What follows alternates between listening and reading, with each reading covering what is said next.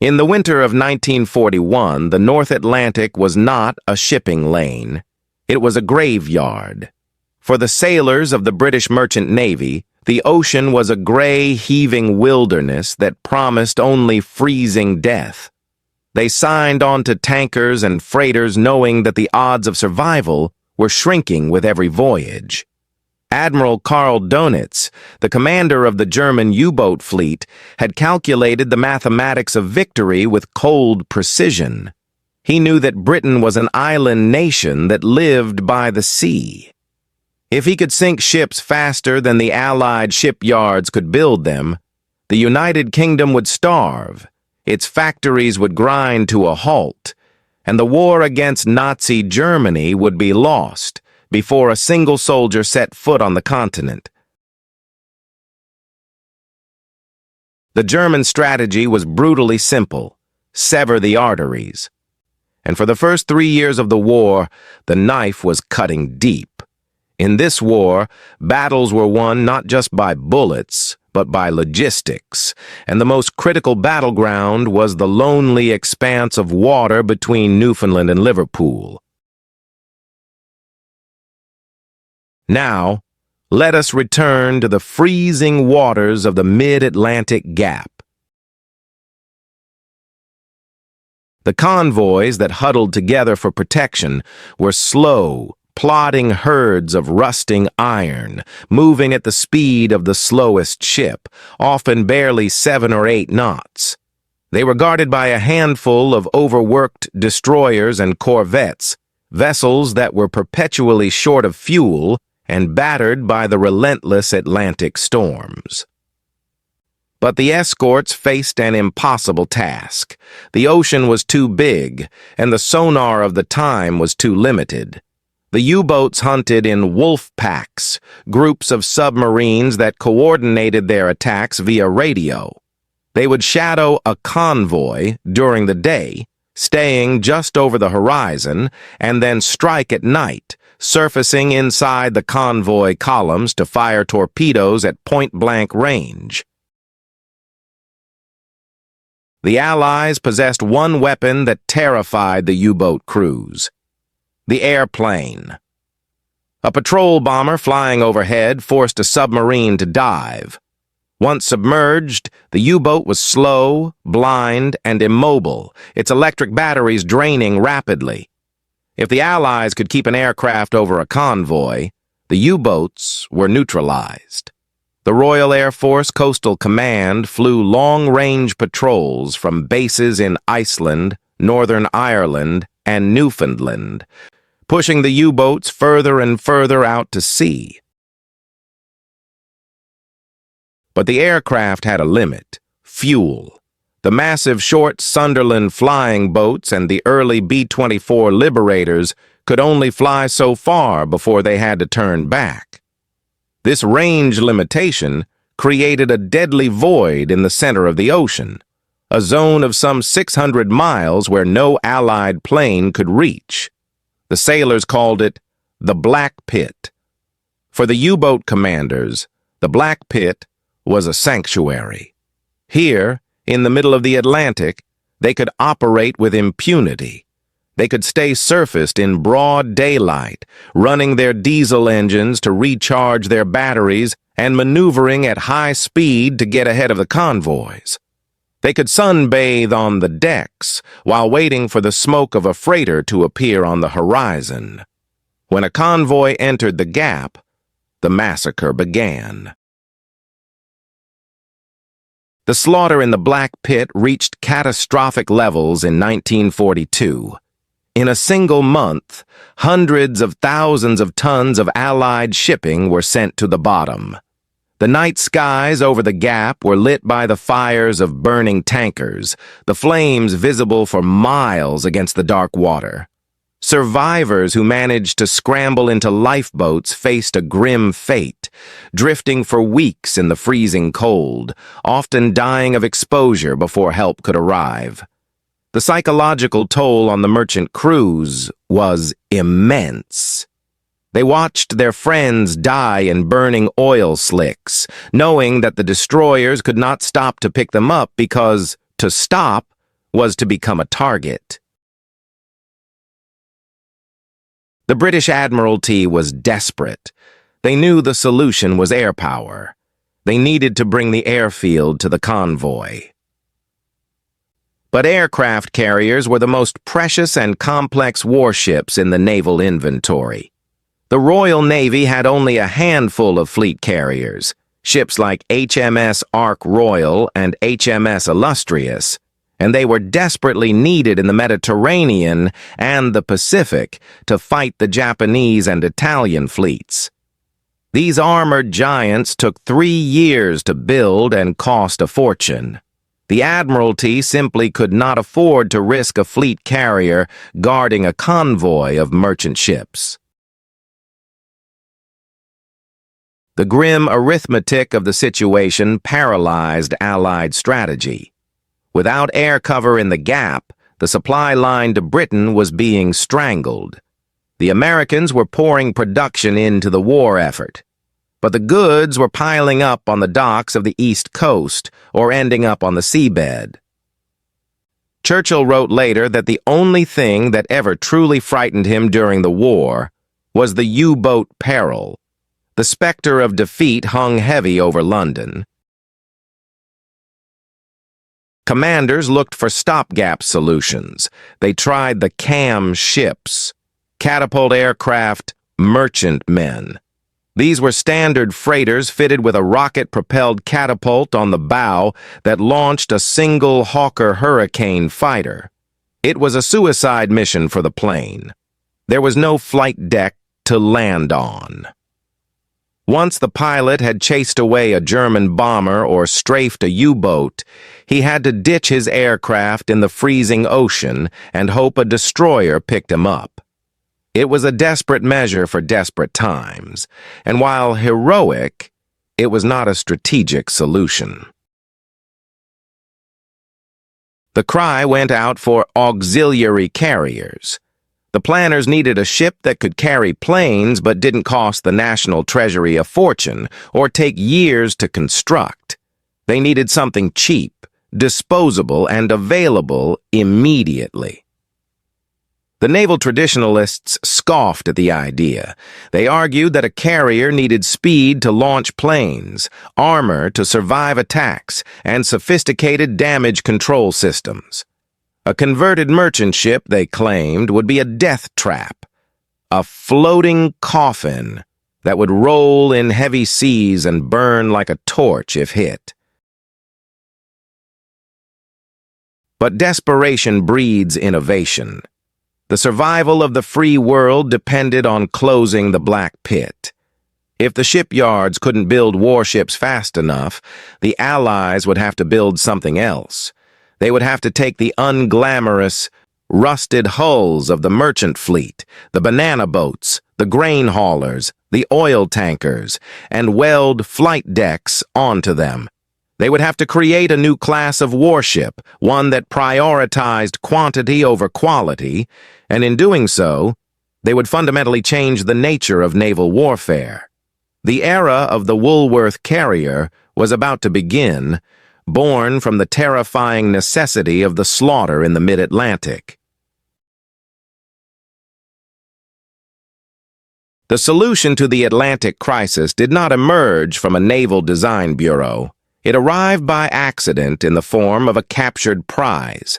In early 1940, the Royal Navy intercepted the German merchant vessel Hanover in the Caribbean.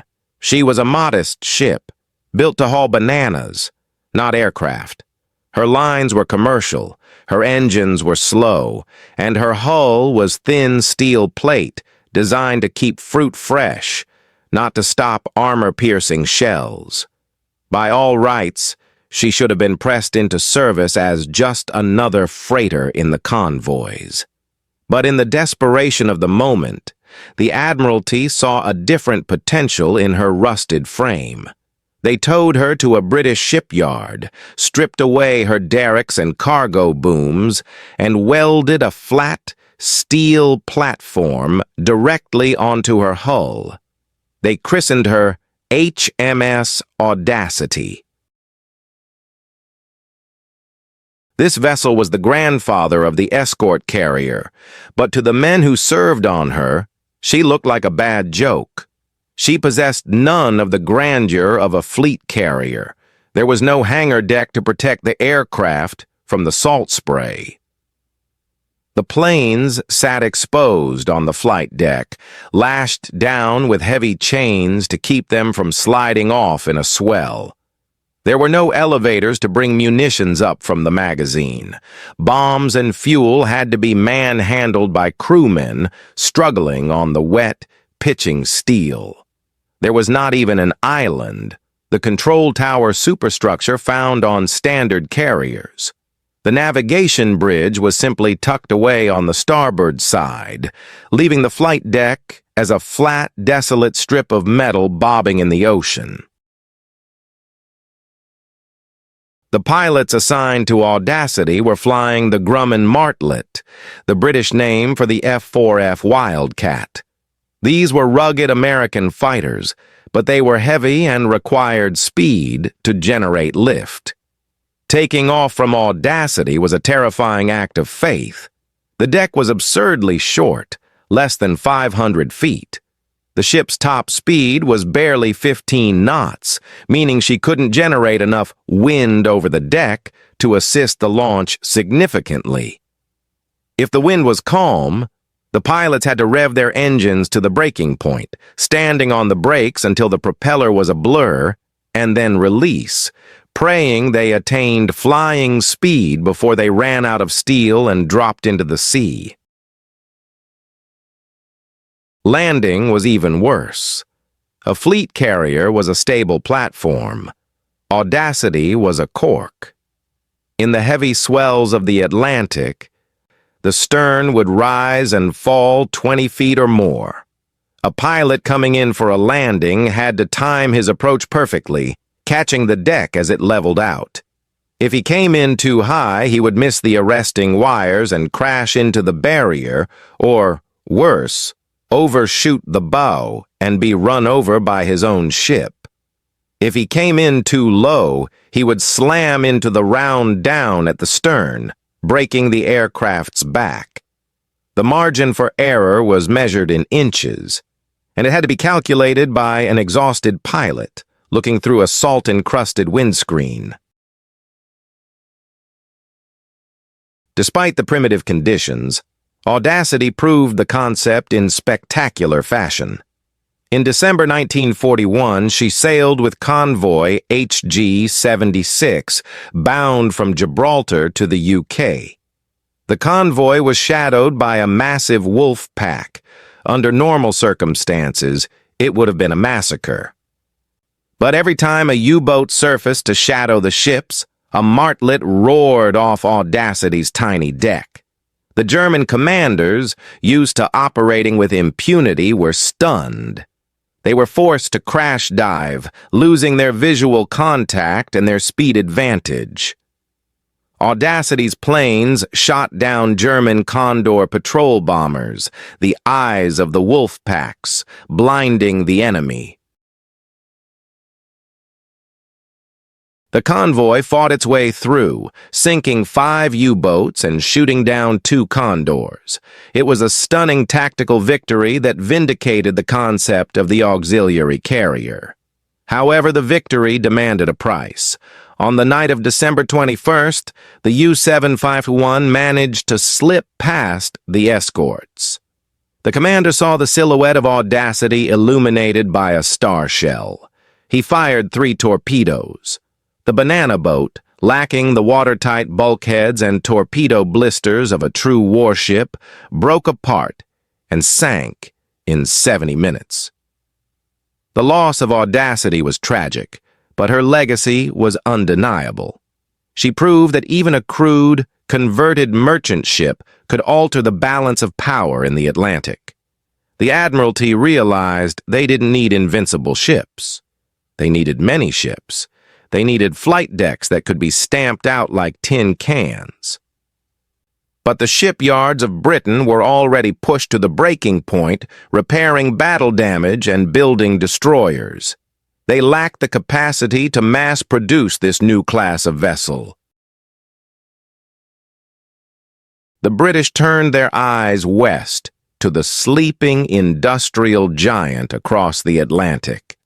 The United States was officially neutral at the start of the conversion program, but the Lend-Lease Act provided a lifeline.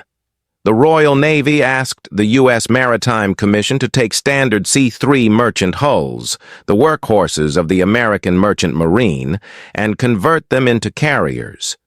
The result was the Long Island-class, or Archer-class in British service. These conversions were slightly more sophisticated than Audacity. They had a small hangar deck, an elevator, and a catapult. But they were still improvised weapons.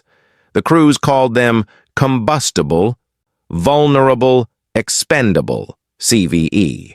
They were slow, unarmored, and leaked fuel. The HMS Archer, one of the first American conversions, was notoriously plagued by engine problems, earning her a reputation as a cursed ship. Her engines frequently broke down in the middle of combat, leaving her drifting helplessly while U-boats prowled nearby. The naval establishment remained skeptical. "Woolworth carriers," they sneered, referencing the discount department store. They argued that relying on these slow tubs was a recipe for disaster, but the strategic reality overruled their pride. The Black Pit was still open. Ships were still sinking. The Allies needed hundreds of flight decks, and they needed them immediately. The conversion of existing hulls was too slow. Stripping a finished merchant ship to rebuild it as a carrier took months of valuable dock time. What was required was a revolution in shipbuilding. The Allies didn't just need to convert ships. They needed to design a carrier that could be built from the keel up with the speed of an automobile assembly line. They needed a visionary who didn't care about naval tradition, someone who looked at a warship and saw only a collection of steel parts to be bolted together. They found that man in a portly, cigar-chomping industrialist named Henry J. Kaiser, a man who had never built a warship in his life, but who was about to teach the Navy a lesson in mass production that would drown the U-boat threat in a tidal wave of gray steel.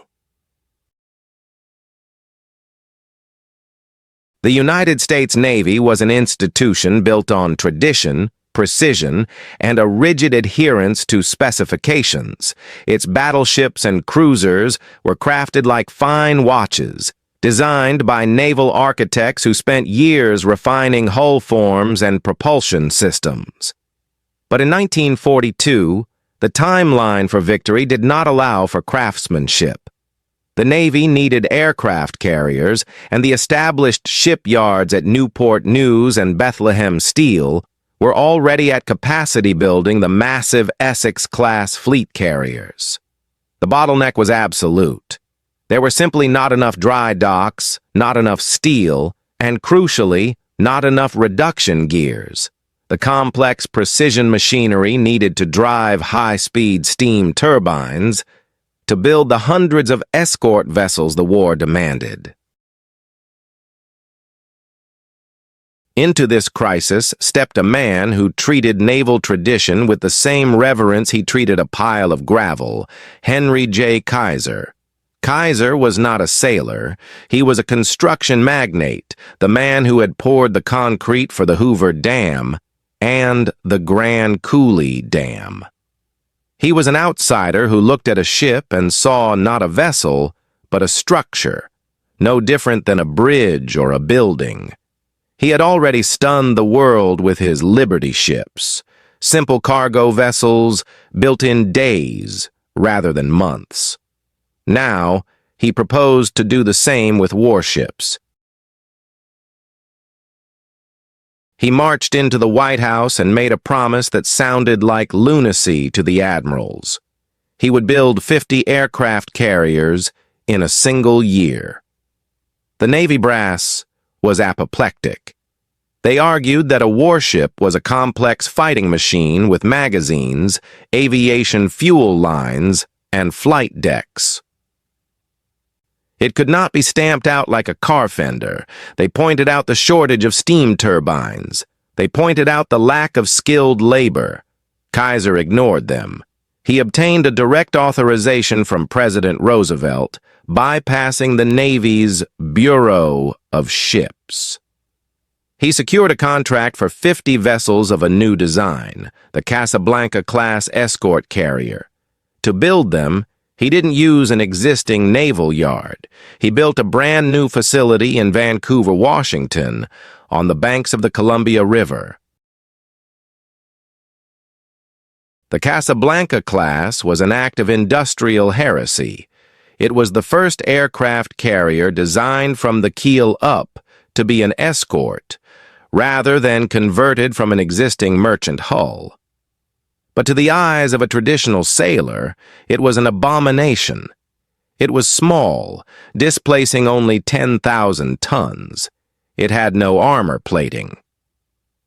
And because the precision gears for turbines were unavailable, Kaiser installed Skinner-on-a-flow reciprocating steam engines, piston engines that were essentially modernized versions of 19th century technology. The Navy engineers scoffed, calling them lawnmower engines, predicting they would vibrate the ships to pieces.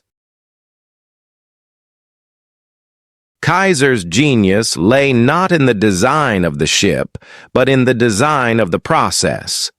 He applied the principles of the automotive assembly line to the shipyard.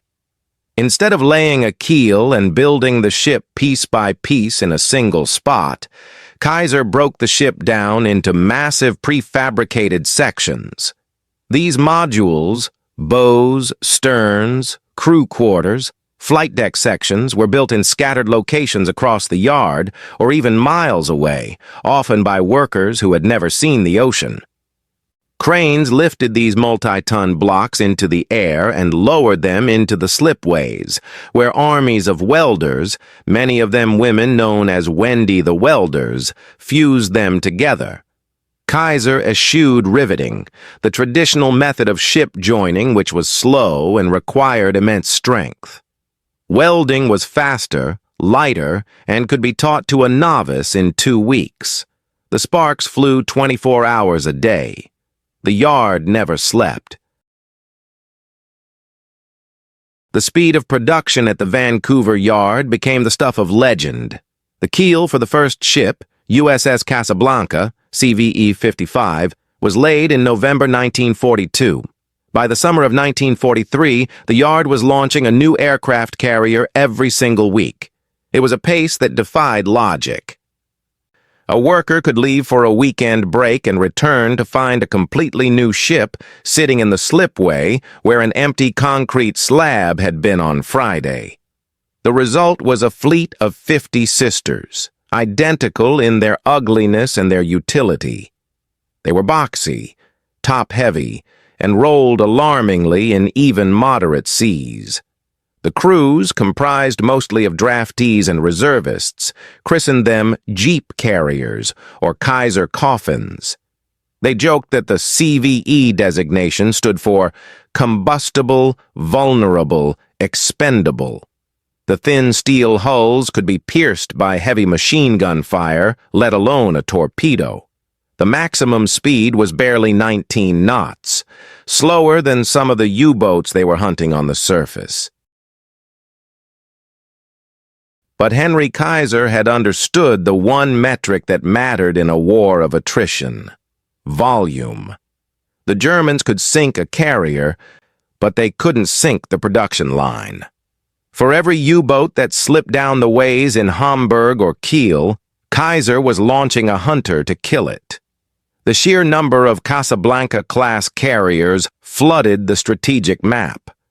Suddenly, the Admiralty didn't have to hoard their flight decks. They could attach a carrier to every major convoy. They could form hunter-killer groups that roamed the ocean freely.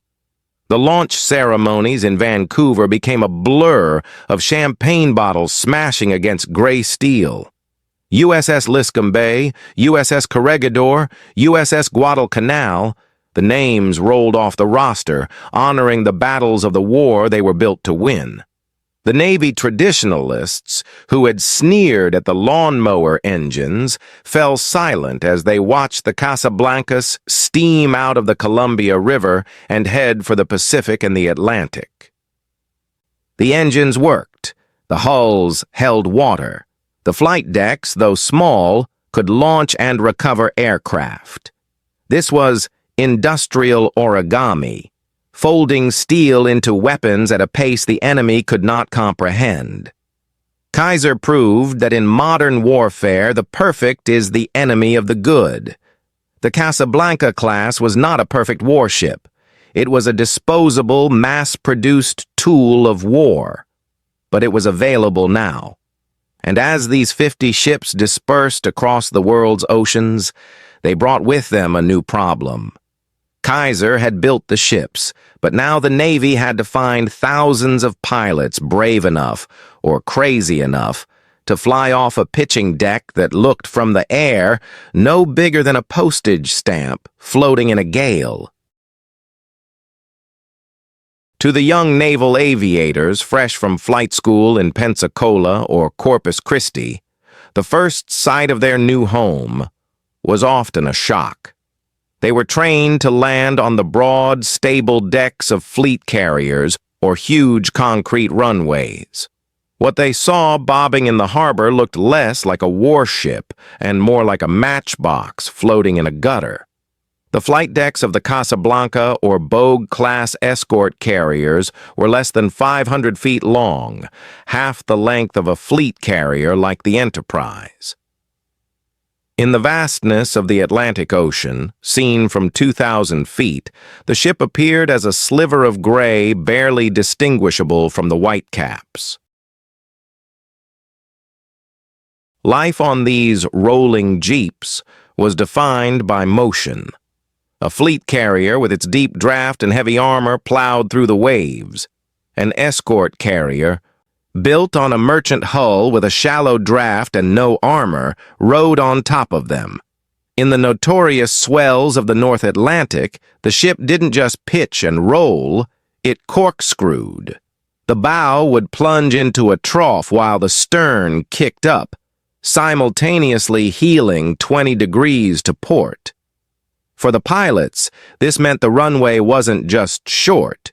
It was a moving target that heaved vertically by as much as 30 feet during the final seconds of an approach. The landing procedure was a terrifying test of nerve and geometry. As a pilot circled his F-4F Wildcat or TBF Avenger in the landing pattern, he watched the stern of the carrier rise and fall with the rhythm of the ocean. He had to time his approach to catch the deck when it was level. If he came in while the stern was rising, the ship would swat him out of the sky like a fly swatter, smashing the landing gear and likely killing him instantly. If he came in while the stern was falling, he would float over the wires, miss the trap, and slam into the steel wire barrier that protected the parked planes on the bow. The only thing standing between a safe landing and a watery grave was the landing signal officer, or LSO. Standing on a small platform on the port quarter, battling the wind and spray, the LSO held two colored paddles. He was the pilot's eyes and brain. He judged the speed of the plane, the angle of attack, and the pitch of the ship. The pilot learned to ignore the terrifying sight of the heaving deck and focus entirely on the man with the paddles. When the LSO slashed his right arm across his chest, the cut signal, the pilot chopped the throttle and dropped the nose, praying that the hook would grab one of the few arresting wires.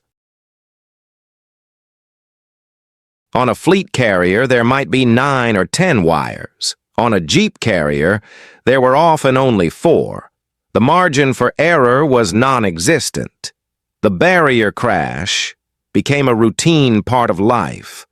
When a hook bounced or a wire snapped, the aircraft would careen down the deck until it hit the heavy steel cables of the crash barrier. The noise was sickening, the screech of tearing metal and the shattering of plexiglass. The deck crews, teenagers in color-coded jerseys, would sprint into the wreckage while the prop was still spinning to drag the pilot out before the fuel tanks ignited. Then, with brutal efficiency, they would bulldoze the wrecked plane over the side to clear the deck for the next aircraft. There was no room for a scrapyard on a jeep carrier. The aircraft themselves were ill-suited for these tiny ships. The Grumman F-4F Wildcat, or Martlet in British service, was a rugged fighter, but it had narrow, spindly landing gear. On a rolling deck, the Wildcat had a tendency to wobble and scrape a wingtip or collapse a strut entirely. The TBF Avenger was even worse. It was a massive torpedo bomber, a beast of a plane that looked absurdly large sitting on the Casablanca's deck. When an Avenger took off, it used every inch of the runway. The pilot would stand on the brakes, rev the engine until the entire ship vibrated, and release. The plane would waddle down the wooden planks, gathering speed agonizingly slowly. Often it would drop off the bow, disappearing from view, only to reappear seconds later, clawing for altitude just feet above the waves, spraying salt water onto its windshield. For the British pilots flying from the converted merchant ships, the experience was even more visceral. Many flew the ferry Swordfish, an archaic biplane made of canvas and wire that looked like a relic from the First World War. But the string bag, as it was affectionately known, had one supreme virtue. It could fly incredibly slowly. In the freezing gales of the Atlantic, where the wind over the deck could reach 40 knots, a Swordfish could almost hover. Pilots joked that they could land the plane at a walking pace, but flying an open cockpit biplane in the Arctic Circle was a torture of its own. Pilots were lifted out of their cockpits, frozen stiff, their faces coated in ice, having spent 4 hours hunting submarines in sub-zero temperatures. Below decks, life on a jeep carrier was a strange mix of cramped squalor and unexpected luxury. The American-built ships were marvels to the British sailors used to hammocks and hardtack. The Casablancas and Bogues had cafeterias with steam tables, ice cream machines, and dedicated bakeries. The smell of fresh bread often wafted through the passageways, mixing with the smell of aviation fuel and unwashed bodies. But the walls were thin. The crew could hear the water rushing past the hull plates, a constant reminder of how little steel separated them from the ocean. There was also a pervasive sense of claustrophobia. A fleet carrier was a floating city. An escort carrier was a floating tenement. There was no privacy. Men slept in tiers of bunks stacked 4 high. The hangars were packed so tight with spare aircraft and munitions that walking through them was an obstacle course. And lurking in the back of every man's mind was the knowledge of their vulnerability. They knew they had no armor. They knew a single torpedo would likely break the ship's back. They knew they were the expendable part of the CVE designation. Yet, a strange morale developed on these rolling, vibrating ships. The pilots and the deck crews bonded in the shared adversity of the jeep. They took a perverse pride in doing the same job as the big carriers with half the resources and twice the danger. They painted victories on their bridges, not just Japanese flags, but little silhouettes of German U-boats. The arrival of the escort carriers changed the rhythm of the convoy. No longer did the merchant sailors look at the sky with dread. Now, When they looked up, they saw the stubby wings of a wildcat or the biplane silhouette of a swordfish circling overhead. The carrier pilots were their guardian angels, flying anti-submarine patrols, ASP, from dawn until dusk. The pilots learned to read the ocean. They looked for the telltale feather of a periscope wake, the oil slick of a submerged boat, or the shadow of a hull beneath the surface. They learned that the U-boat was not an invincible monster, but a fragile vessel that was terrified of aircraft. When a pilot spotted a sub, he would dive, strafing the conning tower to keep the crew from manning the deck guns, and then dropping depth charges or rockets. Even if they missed, the effect was achieved. The U-boat was forced down. It lost its eyes. It lost its speed. The convoy steamed on, leaving the submarine blind and impotent in its wake. The life on the rolling jeeps was hard, dangerous, and often terrifying. But it was working. The gap in the Atlantic, the black pit that had swallowed so many ships, was beginning to close. The jeep carriers were stitching the ocean together, one precarious landing at a time. And as the number of these ships grew, the Allies decided it was time to stop playing defense. The Woolworth carriers were about to go on the hunt. By the spring of 1943, the strategic map of the Atlantic Ocean underwent a radical transformation. For 3 years, the charts in the Admiralty's submarine tracking room had been dominated by the Black Pit, that terrified expanse of mid-ocean darkness where land-based bombers from Newfoundland, Iceland, and Northern Ireland could not reach. It was a zone of immunity, a killing ground where Admiral Dönitz's wolfpacks roamed with the confidence of apex predators in a sanctuary. But as the Kaiser built escort carriers began to slide down the slipways in Vancouver and join the fleets in Liverpool and Norfolk, the geometry of the war shifted.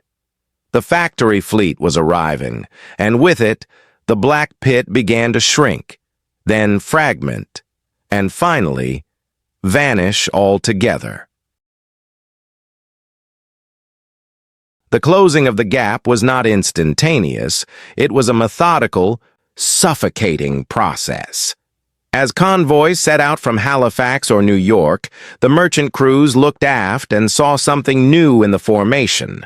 Tucked inside the columns of tankers and Liberty ships sat the boxy silhouette of a Bogue-class or Attacker-class escort carrier. It was a comforting presence, a floating airfield that moved at the same speed as the cargo. For the German U-boat commanders, the arrival of these ships was a tactical catastrophe. The entire doctrine of the wolfpack relied on mobility and surface coordination.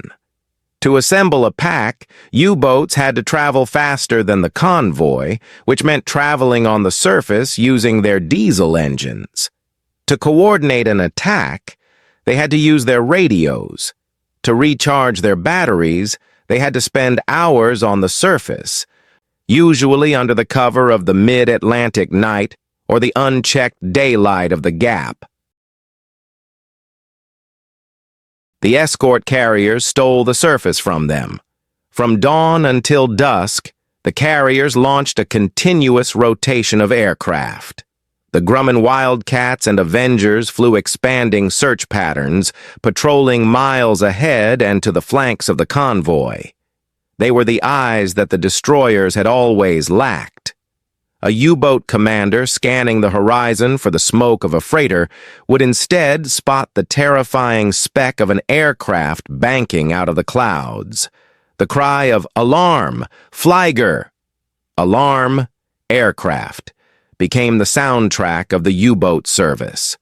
The boat would crash dive, sliding beneath the safety of the waves. But in doing so, it lost the initiative. A submerged U-boat in 1943 was a slow creature, Capable of perhaps 4 knots underwater, half the speed of the convoy it was trying to hunt. By forcing the U-boat down, the aircraft effectively removed it from the battle. The convoy steamed on, leaving the submarine blind and deaf in its wake, draining its precious battery power as it crept along the bottom. This was the true power of the Escort-carrier. It wasn't just about sinking submarines, it was about suppression. The mere presence of an aircraft overhead broke the cohesion of the wolfpack. The Germans could no longer sprint ahead to set up an ambush. They could no longer congregate on the surface to exchange information. The conveyor belt of the Atlantic now had a roof over it, a mobile dome of air superiority that traveled with the goods. May 1943, known to history as Black May, marked the tipping point.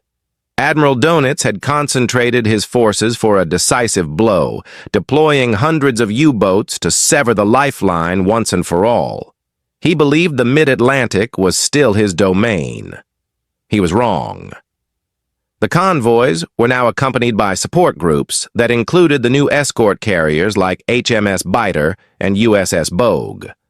The result was a massacre, but not the one Dönitz expected. In a single month, the Allies destroyed 43 U-boats, a quarter of the German operational fleet. It was an unsustainable rate of loss. The hunters had become the hunted. The carriers, working in concert with long-range land-based liberators, now equipped with extra fuel tanks and surface escorts, turned the gap into a trap. The technological noose tightened further with the introduction of airborne radar. The aircraft launched from the carriers were equipped with ASV, air-to-surface vessel, radar sets. They could detect a U-boat on the surface through cloud, fog, or the darkness of night. The Germans, who had relied on the cover of darkness to recharge their batteries and air out their foul-smelling boats, found there was no place left to hide. A U-boat crew would be surfacing in the pitch black of a rainy night, believing they were safe, only to be suddenly bathed in the blinding glare of a lee light attached to a diving aircraft, followed seconds later by the crash of depth charges. The psychological impact on the German crews was devastating. The feeling of invulnerability that had pervaded the U-boat arm in the happy times evaporated. They were being watched constantly. The ocean, which had once felt vast and empty, now felt claustrophobic. Diaries retrieved from captured sailors spoke of a gray fear, the exhaustion of never being able to relax, of knowing that every time they opened the hatch, death might be waiting in the clouds. On May 24, 1943, Admiral Dönitz faced the inevitable. He sent a signal to his fleet that acknowledged the new reality. "We have lost the Battle of the Atlantic." He ordered his boats to withdraw from the North Atlantic convoy routes. The Black Pit had been filled. The factory fleet of Henry Kaiser, built by workers who had never seen the ocean, carried by pilots who learned to land on pitching postage stamps, had defeated the most advanced naval blockade in history. But the Allies were not content with merely defending the convoys. The strategic defensive had been won, the shipping lanes were secure. Now, the Allied naval commanders wanted to exact revenge. They realized that the escort carrier offered a capability that land-based aircraft never could: persistence. A land-based bomber eventually had to go home. A carrier could stay with the enemy. The mission of the escort carriers began to evolve. They were no longer just sheepdogs guarding the flock. They were becoming wolves. The U.S. Navy, in particular, began to detach the carriers from the slow-moving convoys to form independent hunter-killer task groups. These groups had one purpose: to hunt down the retreating U-boats in the lonely corners of the ocean where they went to refuel and lick their wounds. The conveyor belt was running smoothly. Now it was time to clean the factory floor. With the convoy routes secured by the defensive umbrella of the escort carriers, the United States Navy decided to alter the fundamental dynamic of the Atlantic War. For 3 years, the Allied navies had played a reactive game, their movements dictated by the location of the merchant ships they were sworn to protect. They had been tethered sheepdogs, barking at the wolves only when they approached the flock. But Admiral Ernest King, the commander-in-chief of the U.S. fleet, wanted to cut the leash. He realized that the sheer number of Kaiser-built jeeps now entering service allowed for a new tactical formation, the Independent Hunter-Killer Task Group. The composition of these groups was lean and lethal. At the center sailed a single Bogue or Casablanca-class escort carrier, serving as the flagship and the eye of the storm. Orbiting her were 3 to 5 destroyer escorts, DEs, small, nimble warships packed with depth charges and hedgehogs. Unlike the convoy escorts, these groups had no freighters to slow them down. They were free to roam the ocean at will, guided by the invisible hand of high-frequency direction finding, HFDF or HuffDuff, and decrypted Enigma intelligence. They did not wait for the U-boats to find them. They went to where the U-boats lived. The flagship of this new aggressive doctrine was the USS Bogue, CVE-9. Under the command of Captain Giles Short, the Bogue Task Group tore up the defensive rulebook. Instead of zigzagging nervously around a convoy, they steamed directly toward the estimated positions of U-boat concentrations. They turned the vast, empty stretches of the central Atlantic, the former Black Pit, into a hunting ground. The primary weapon of the hunter-killer group was a terrifying synergy between air and sea power. The carrier's aircraft, the TBF Avengers, and F-4F Wildcats flew continuous patrols hundreds of miles from the ship. When a pilot spotted a U-boat on the surface, often caught sunning itself or recharging batteries in areas the Germans thought were safe, he didn't just attack, he coordinated. He would strafe the submarine to force it down, marking the spot with smoke flares and sonobuoys. Then, he would radio the carrier. "Sub down! Position!" Minutes later, the cleanup crew would arrive. The destroyer escorts, guided to the precise spot by the circling aircraft, would race in for the kill. They established sonar contact on the submerged, blinded U-boat and unleashed a barrage of depth charges and hedgehog mortars. The U-boat commander, trapped in a slow-moving steel tube deep underwater, found himself in a hopeless situation. He couldn't outrun the destroyers, he couldn't hide from the sonar, and he couldn't surface because the aircraft were still circling like vultures, waiting for him to pop up. But the Americans brought an even nastier surprise to the fight. The Mark 24, mine, codenamed Fido. Despite its designation as a mine, a deception to fool enemy intelligence, Fido was actually the world's first airdropped acoustic homing torpedo. It was a weapon straight out of science fiction. When an Avenger pilot spotted a U-boat crash diving, he didn't have to score a direct hit with a depth charge. He simply dropped Fido into the swirl of water left by the submerged sub. The torpedo would swim in a circle, its passive hydrophones listening for the cavitation noise of the U-boat's screws. Once it sniffed the sound, it locked on and homed in at 12 knots. The German tactic of diving deep and running fast, standard procedure for avoiding depth charges, was suddenly a death sentence, as the noise of the desperate engines only guided the torpedo straight to the propeller shafts. U-boat crews began to report mysterious attacks where torpedoes seemed to chase them with malevolent intelligence. The hunters had become the prey of a robot dog. The most devastating application of the hunter-killer doctrine was the systematic dismantling of the German refueling network.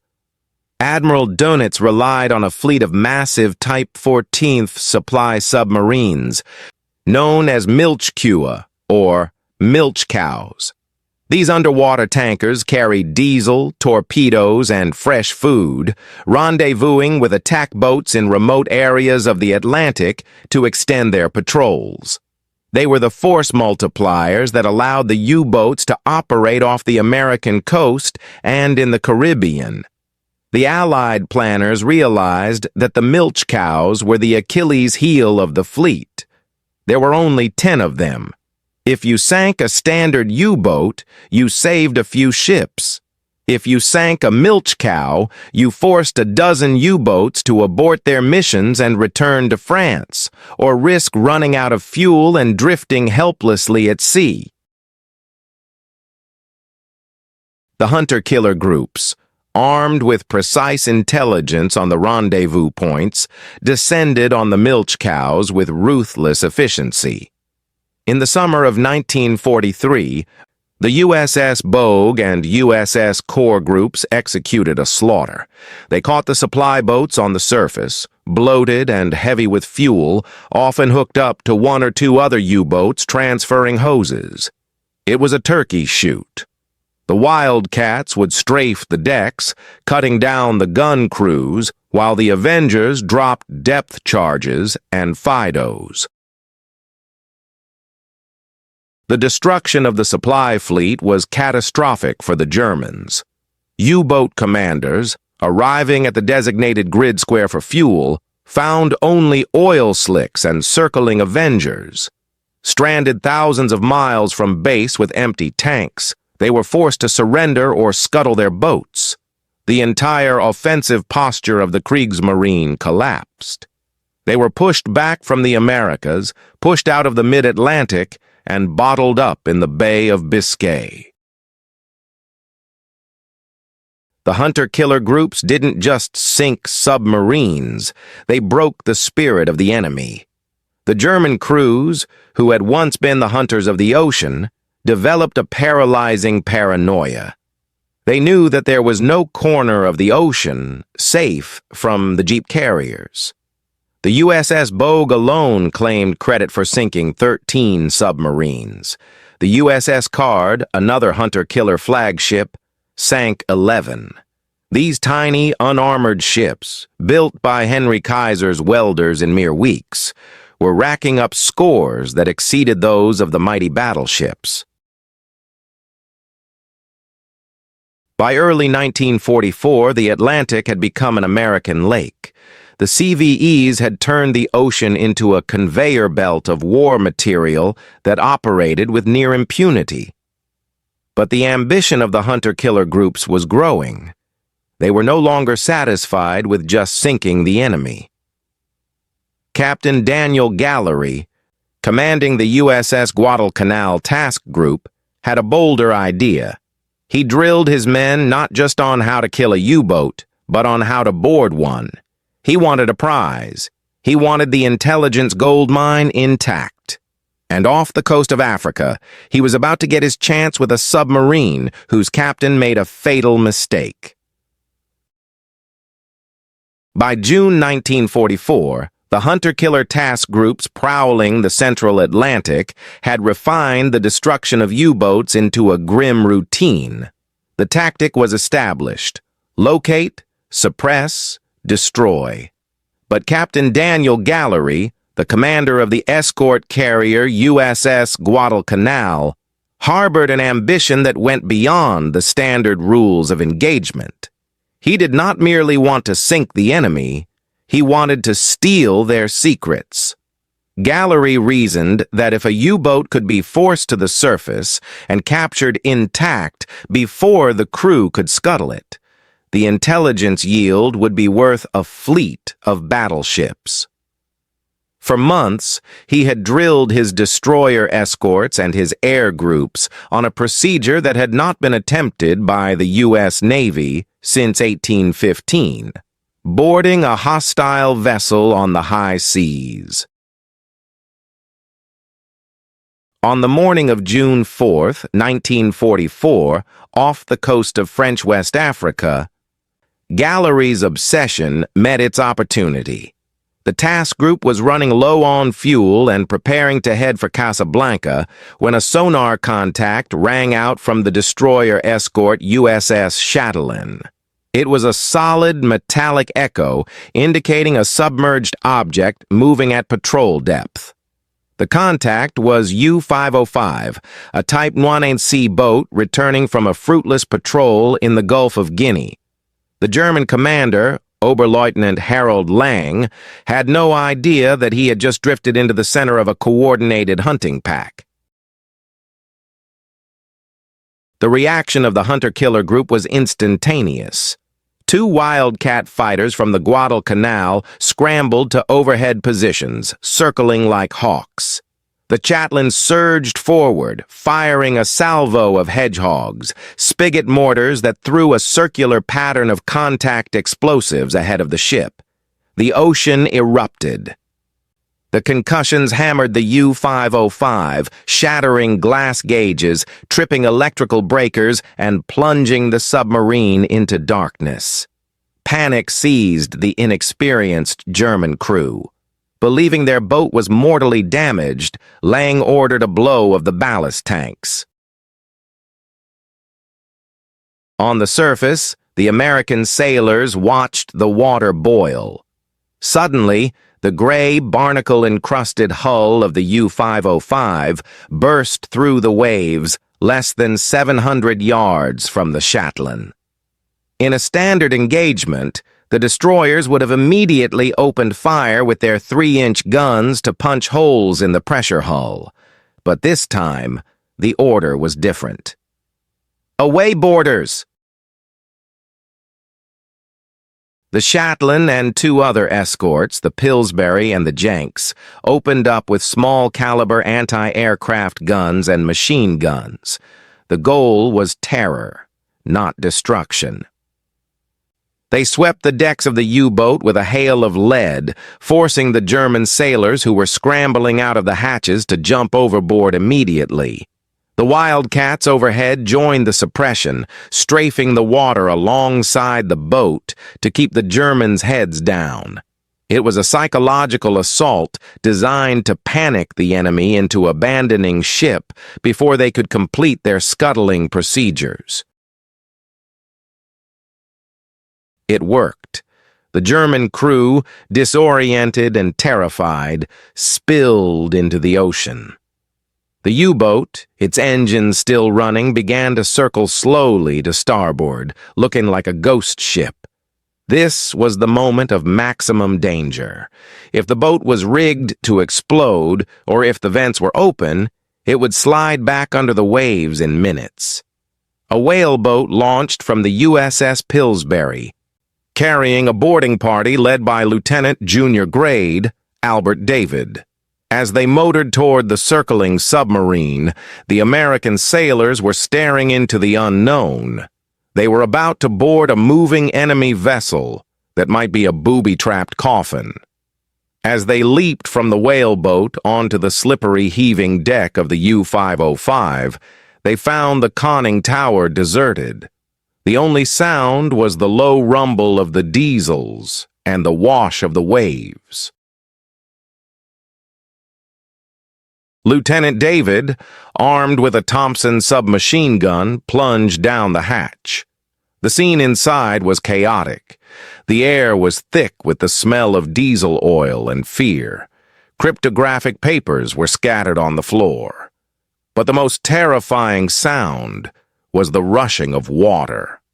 The German crew had opened a sea strainer, a large valve designed to let cooling water in to scuttle the boat. The U-505 was flooding. David and his team ignored the water rising around their ankles and went to work. They located the open valve and managed to replace the cover, wrestling against the pressure of the incoming sea. They disconnected the demolition charges they found primed on the bulkheads. They stopped the engines, and then they turned their attention to the radio room. There, sitting intact on a desk, was the holy grail of naval intelligence, 2 Enigma machines. But even more valuable were the books lying next to them. The current code books, the cipher keys for June 1944, and the short signal code books used for location reporting. The Germans had abandoned ship so quickly that they had failed to destroy the very things that kept their fleet secure. The boarding party passed the books up the hatch in a bucket chain. They had captured a library of secrets, but the U-505 was still heavy in the water, her stern settling ominously. The Guadalcanal moved in. Captain Gallery decided to tow the prize. It was a feat of seamanship that defied logic, an aircraft carrier towing a submerged submarine. The Americans rigged a tow line, and for the next 2 weeks, the strange convoy limped across the Atlantic toward Bermuda. The capture of the U-505 was classified as Top Secret Ultra. If the German High Command learned that a U-boat had been captured rather than sunk, they would immediately change every code and cipher key in the Navy, rendering the Bletchley Park decrypts useless. The crew of the Guadalcanal task group was sworn to absolute secrecy. When they arrived in Bermuda, the German prisoners were isolated in a special camp and denied access to the International Red Cross. They were officially listed as missing presumed dead. The secret held. The intelligence yield from the U-505 was immediate and devastating. The captured code books allowed Allied codebreakers to read the U-boat traffic in real time for the remainder of the war.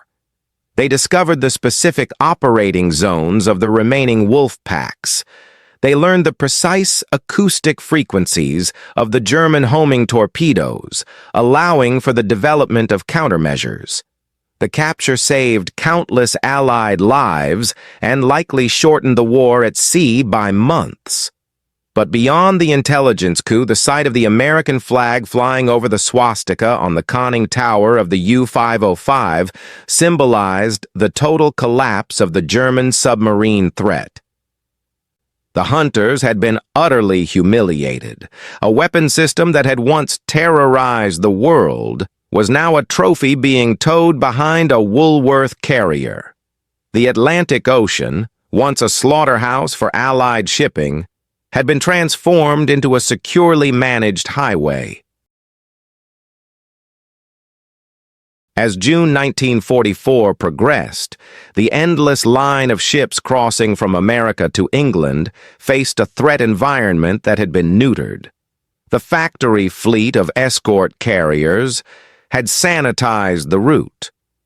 The way was clear for the final massive surge of logistics required for the invasion of Europe. The U-boats were broken, the codes were compromised, and the ocean belonged to the Allies.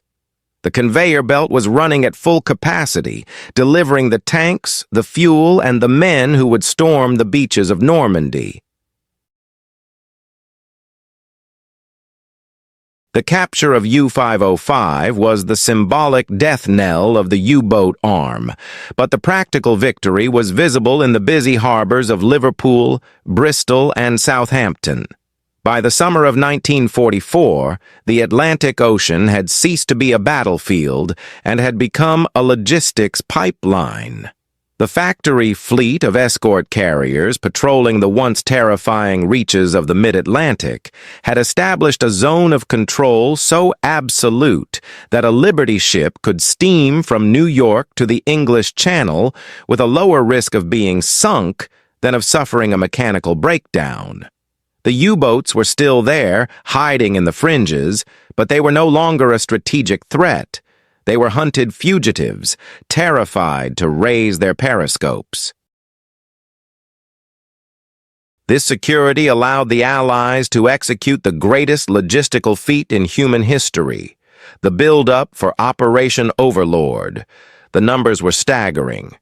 In the months leading up to D-Day, the United States shipped over 1.5 million soldiers across the ocean. They brought with them 5 million tons of equipment, tanks, trucks, locomotives, and endless crates of ammunition. If the Black Pit had remained open, if the U-boats had continued their slaughter of 1942, this accumulation of force would have been impossible.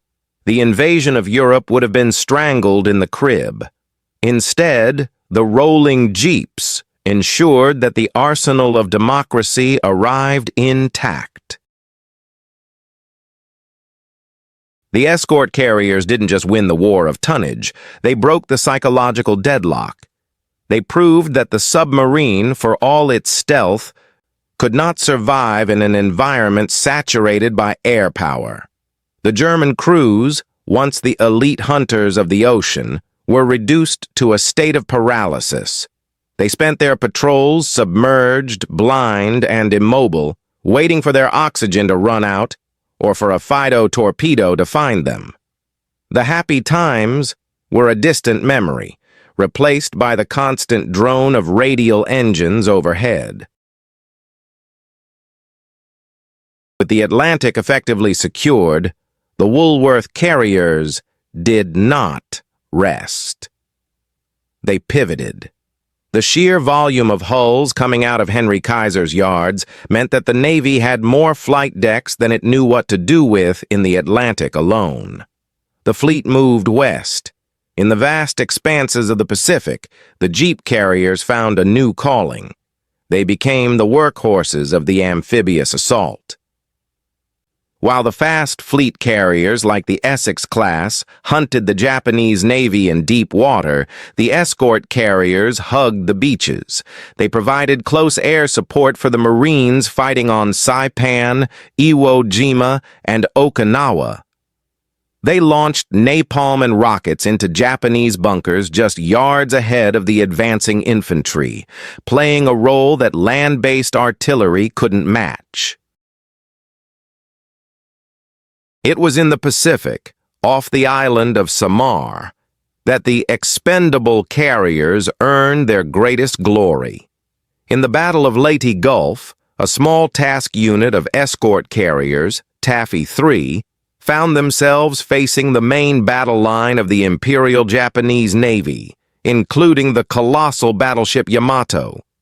The jeeps were outgunned, outrun, and unarmored. By all rights, they should have been annihilated. Instead, they fought back with a ferocity that stunned the Japanese. They launched their Wildcats and Avengers into the teeth of 18-inch shell fire, attacking the battleships until they ran out of ammunition, and then making dry runs to distract the gunners.